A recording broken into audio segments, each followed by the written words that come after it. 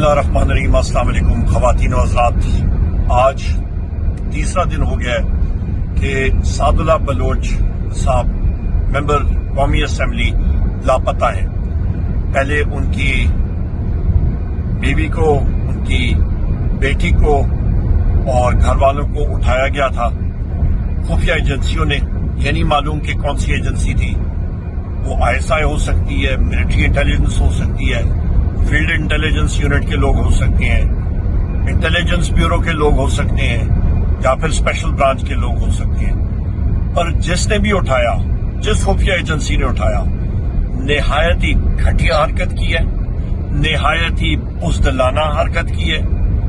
اور اس وقت سعد اللہ بلوچ صاحب کو اس لیے انہوں نے اپنی حراست میں رکھا ہوا ہے کہ وہ ان پہ پریشر ڈالا جائے کہ وہ ووٹ قاضی فائز عیسیٰ کی ایکسٹینشن کے لیے ڈالیں۔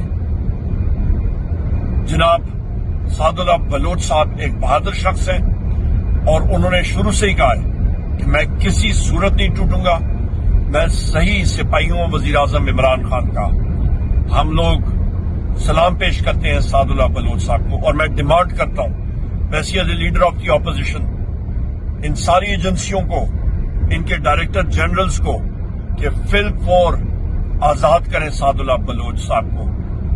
یہ پاکستان میں اندھیر نکری کا راج ختم کریں۔ انٹیلیجنس ایجنسیوں کے لوگوں کا کام ہے ہماری بارڈر کا حفاظت کرنا، دہشت گردوں کو پکڑنا، ان کا تعاقب کرنا، نہ کہ پارلیمنٹ پہ رات کے اندھیرے میں دھاوا بولنا اور ممبرز کو پکڑ کے ان کی تذلیل کرنا۔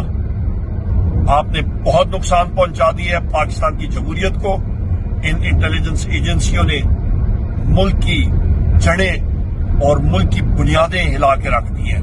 افسوس، میں کنڈیم کرتا ہوں، مذمت کرتا ہوں ایسے ایکشنز کی۔ بہت شکریہ۔ پاکستان زندہ باد۔